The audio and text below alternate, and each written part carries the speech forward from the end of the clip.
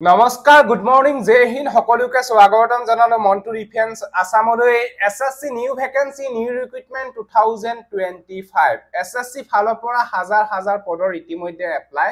চলি আছে এই পদবিলাকত আবেদন কৰিবলৈ হলে আমাৰ অসমৰ যিকোনো ডিস্ট্ৰিক্টৰ লৰা আৰু ছোৱালী এপ্লাই কৰিব পাৰিব যদি আপোনালোকে সিম্পল মেট্ৰিক পাস কৰিছে যদি সিম্পল হাই সেকেন্ডাৰী পাস কৰিছে তেতিয়াহলে আপোনালোকে এই পদবিলাকত আবেদন কৰিব পাৰিব এই পদবিলাকত আবেদন কৰিবলৈ হলে কোনো ধৰণৰ পাৰ্সেন্টেজ বা কোনো ধৰণৰ এক্সপেৰিয়েন্স সাৰ্টিফিকেট নালাগে যদি হে সিম্পল মেট্ৰিক পাস কৰিছে বা হাই সেকেন্ডাৰী পাস কৰিছে তেতিয়াহলে আপোনালোকে এই পদৰ কাৰণে আবেদন কৰিব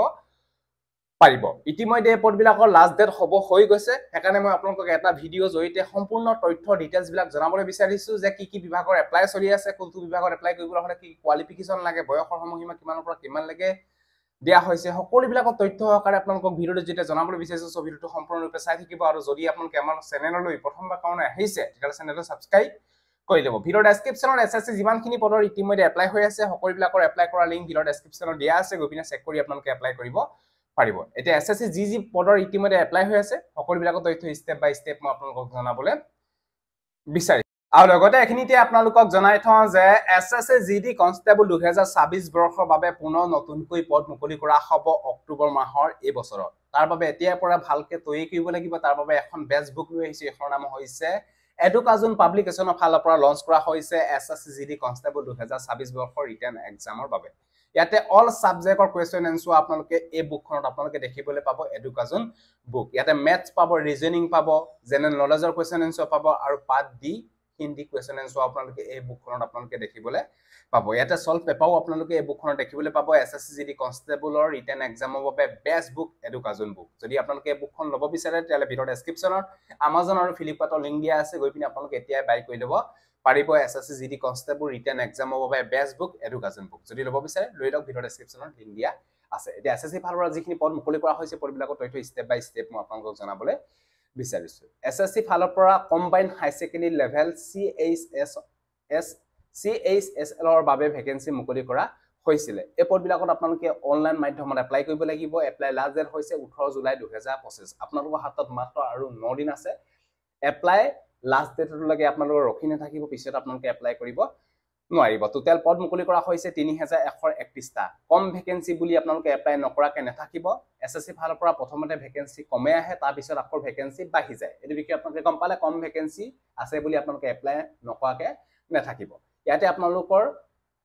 এপ্লাই হৈছে 23 জুনৰ পৰা এপ্লাই লাষ্ট ডেট হৈছে 18 জুলাই 2025 আৰু ইয়াৰ এক্সাম হ'ব 8 ছেপ্টেম্বৰ পৰা 18 ছেপ্টেম্বৰ 2025 লৈকে ইয়াৰ এক্সাম অনুষ্ঠিত হ'ব তাপা নেক্সট হৈছে এই পদবিলাকত এপ্লাই কৰিবলৈ হলে বয়সৰ সময়সীমা মিনিমাম এজ 18 বছৰ ম্যাক্সিমাম এজ 27 বছৰ লগতে এজ ৰিলেকশন দিয়া হৈছে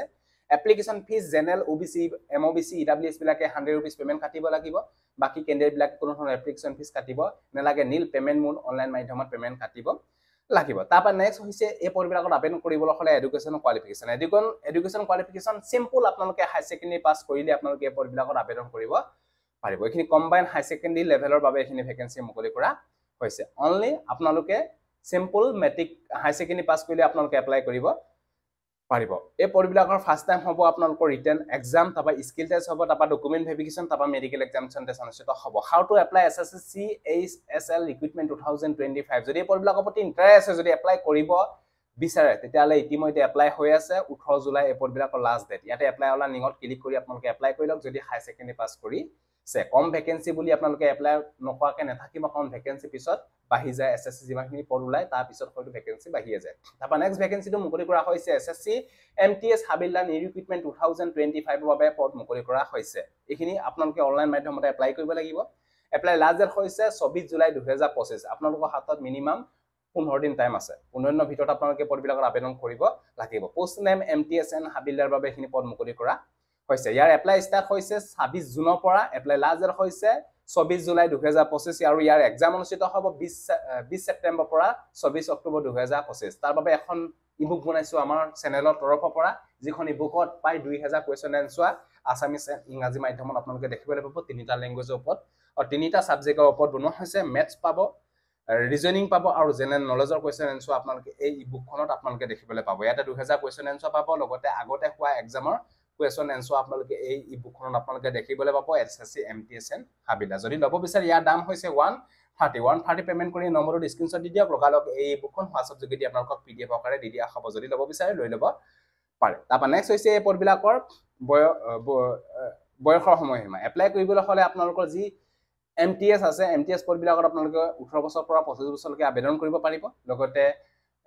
হাবিলা পদবিলাকৰ 18 বছৰৰ পৰা 27 বছৰলৈকে আবেদন কৰিব পাৰিব লগতে এজ ইলেকশ্যন দিয়া হৈছে এই পদবিলাকত আবেদন কৰিবলৈ হ'লে এডুকেশ্যন কোৱালিফিকেশ্যন সিম্পল 10 পাছ যদি মেট্ৰিক পাছ কৰিছে এই পদবিলাকত আপোনালোকে আবেদন কৰিব পাৰিব MTSতো এপ্লাই কৰিব পাৰিব আৰু হাবিলাতো এপ্লাই কৰিব পাৰিব এপ্লিকেশ্যন ফিজ UR OBC বিলাকে 100 रुपीस পেমেন্ট কাটিব লাগিব বাকি ক্যান্ডিডেট বিলাকে কোনো ধৰণৰ এপ্লিকেশ্যন ফিজ কাটিব নালাগে নীল পেমেন্ট মোড অনলাইন মাধ্যমত পেমেন্ট কাটিব লাগিব তাবা হৈছে ভ্যাকেন্সি ইয়াতে ভ্যাকেন্সি MTS এর ফালৰ পৰা ইতিমধ্যে ভ্যাকেন্সি তালিকা প্ৰকাশ কৰা নাই কিন্তু RTA ফালৰ পৰা 1020টা ভ্যাকেন্সি খালি হৈ আছে বুলি কৈছে কিন্তু ভ্যাকেন্সি হয়তো বাঢ়ি যাব ভ্যাকেন্সি কম আছে বুলি আপোনালোকে এপ্লাই নকৰাকে নাথাকিব হাবিলা পদবিলাকৰ টোটাল 1075টা ভ্যাকেন্সি আছে এই পদবিলাকৰ সিলেকশন প্ৰসেস ফাৰ্স্ট টাইম হ'ব আপোনালোকৰ এই পদবিলাকৰ ৰিটেন এক্সাম তাৰ ফিজিক্যাল ইফিচিয়েন্সি টেষ্ট আৰু ফিজিক্যাল স্ট্যান্ডাৰ্ড টেষ্ট অনুষ্ঠিত হ'ব অনলি হাবিলদা পদবিলাকত তাৰ মেডিকেল এক্সামিনেশন টেষ্ট অনুষ্ঠিত হ'ব ইয়াতে হাবিলদা পদবিলাকৰ PSTN PET খুস্কাহিব লাগিব লোৱা সকলে 1600 মিটাৰ টাইমিং দিয়া হ'ব 15 মিনিট ছোৱালী সকলৰ 1 কিলোমিটাৰ টাইমিং দিয়া হ'ব 20 মিনিট হাইটটো লাগিব লোৱা সকল 157.5 সেন্টিমিটাৰ ছোৱালী সকলৰ 152 সেন্টিমিটাৰ চেষ্টটো 76 নৰ্মেল লগতে 5 সেন্টিমিটাৰ ফুলাব লাগিব লোৱা সকলে আৰু ছোৱালী সকলে কোনো ধৰণৰ চেষ্ট জোখা নহয় ওয়েটটো ছোৱালী সকলৰ লাগিব 48 kg how to apply SSC MTS হাবিলা ৰিক্ৰুটমেন্ট 2025 যদি পদবিলাক ওপৰত ইন্টাৰেষ্ট যদি এপ্লাই কৰিব বিচাৰে তেতিয়াহলে ইতিমধ্যে এপ্লাই চলি আছে ইয়াতে এপ্লাই অনলাইন লিংকত ক্লিক কৰি আপোনালোকে এপ্লাই কৰিব পাৰিব এই পদবিলাকত অনলি মেট্ৰিক পাছ কৰিলে আপোনালোকে আবেদন কৰিব পাৰিব আৰু SSC CHSL ত আপোনালোকে এপ্লাই কৰিবলৈ হলে আপোনালোকে হাই সেকেন্ডাৰী পাছ কৰিব লাগিব যদি ইন্টাৰেষ্ট হয় অতি সোনকালে এপ্লাই কৰি লওক কাৰণ এই পদবিলাকৰ লাষ্ট ডেট হ'বলৈ গৈ আছে যদি ভিডিওটো ভাল পালে সকলো ক্যান্ডিডেটক যাতে আপোনালোকে ভিডিওটো যাতে শেয়াৰ কৰি যাতে সকলোৱে গম পাওক সো এইটো আছে সজিলা বাই জয় হিন্দ বন্দে মাতৰম জয় অসম ধন্যবাদ